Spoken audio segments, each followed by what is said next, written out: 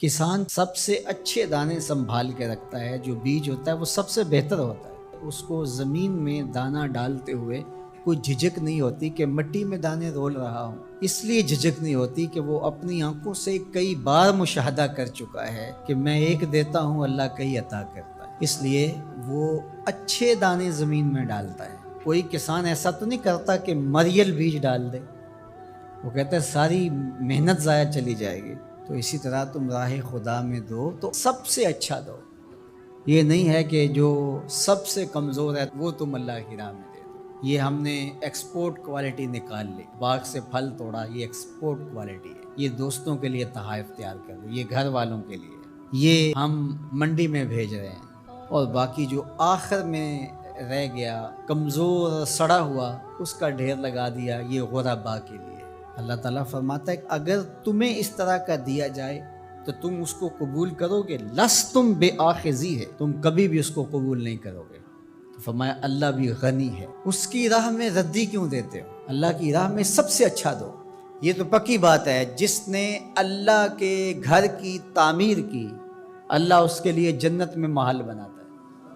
اور یہ لازمی نہیں ہے کہ کوئی بہت بڑی جامع مسجد بنائی، بلکہ تتر کے گھونسلے کے برابر بھی اگر کسی نے مسجد بنائی، تتر کا گھونسلہ پوری اینٹ کا بھی نہیں ہوتا، آدھی اینٹ کا ہوتا ہے۔ دوسرے لفظوں میں کہیں، جس نے کسی مسجد کی تعمیر میں آدھی اینٹ دی، اللہ اس کا محل بھی جنت میں بناتا ہے۔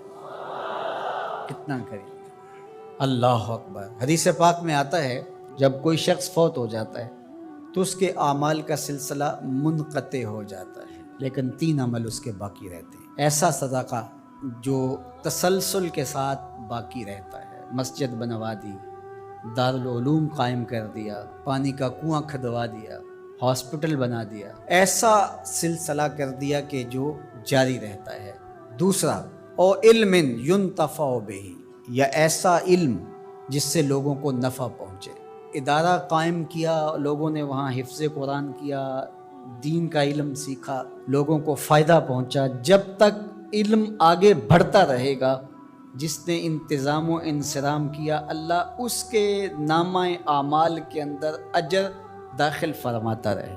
بلکہ اس کی تشریح میں دیکھ رہا تھا کہ صرف علم دین ہی نہیں، ہر وہ علم جو نافع ہو، اگر کسی نے کسی کو کوئی ہنر سکھا دیا اور اس کے ذریعے وہ حلال رزق کمانے لگا، اپنے بچوں کی ضرورت کو پورا کرنے لگا، جس نے ہنر سکھایا تھا اللہ اس کو بھی اجر عطا کرے گا۔ یہ جو بخل کرتے ہیں نا کہ کوئی ہنر سیکھنے آ جائے تو اس کو وہ 3 4 ماہ تک کاج کرنے پہ لگائے رکھتے ہیں۔ یہ ورک شاپوں میں جو کچھ ہوتا ہے، وہ استاد اسے فن دیتا ہی نہیں، چھپا کے رکھتا ہے۔ 8 سال 7 سال کھجل کرتا ہے اس کو، حالانکہ جو بچہ سکول نہیں جا سکا اور ورک شاپ میں کام سیکھنے آیا ہے، درزی کے پاس کام سیکھنے آیا ہے، اور دیگر کوئی فن سیکھنے آیا ہے، تو اس کا مطلب ہے کہ گھر میں غربت اتنی ہے کہ یہ بچہ پڑھنے نہیں جا سکا، مجبوریوں نے اسے کام پہ کھینچ کے بھیج دیا ہے۔ یار 3 ماہ لگا دیے اس کو صرف کاج سکھانے پہ، اور اس کو پانا دے کر کے صرف پہیہ کھولنے پر 3 ماہ ضائع کر دیے۔ آپ اس کو 6 ماہ میں کاریگر بنا کے بھیج دیں، وہ روزی کمانے لگے گا، عرش کا رب آپ پہ بڑی رحمت نازل فرمائے۔